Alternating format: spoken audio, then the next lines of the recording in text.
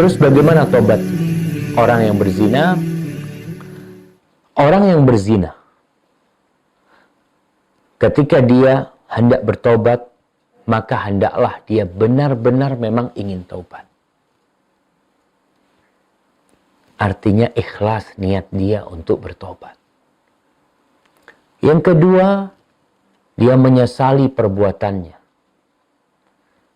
Yang ketiga, meninggalkan perbuatan itu.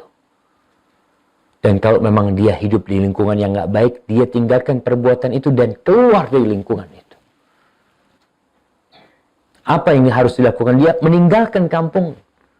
Kalau enggak, balik lagi nanti. Maka kadang-kala harus hijrah dengan dirinya. Ketika benar-benar mau tobat. Kemudian berazam untuk tidak mengulanginya. Memperbanyak amal soleh. Banyak istighfar. Terus dia perlu menumbuhkan di hatinya rasa takut. Karena ingat, dosa zina ini termasuk dosa besar yang pelakunya diancam hukuman yang begitu menjijikkan di dunia. Itu yang harus dia lakukan. Semoga Allah Jalla Jalaluh mengampuni dosa dia. Dan dia tidak perlu cerita sama orang. Pakai sudah taubat, antum melakukan dosa sudah taubat, sudah antara antum dengan Allah, jangan cerita.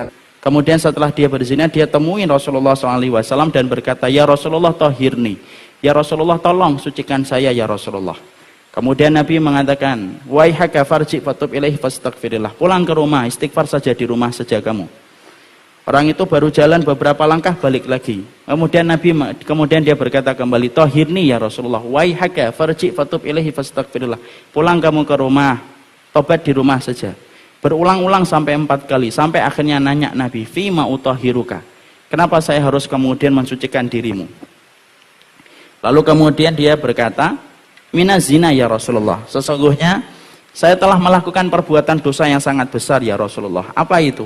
Zina ya Rasulullah. Jadi ingat, tidak perlu pengakuan seperti itu. Yang perlu adalah menyesalin, meninggalkan, berazam untuk tidak mengulangi, dan terus diperbanyak amal kebajikan, tinggalkan tempat-tempat, sohib-sohib yang membuat dia terpengaruh dengan dosa yang dulu dia lakukan.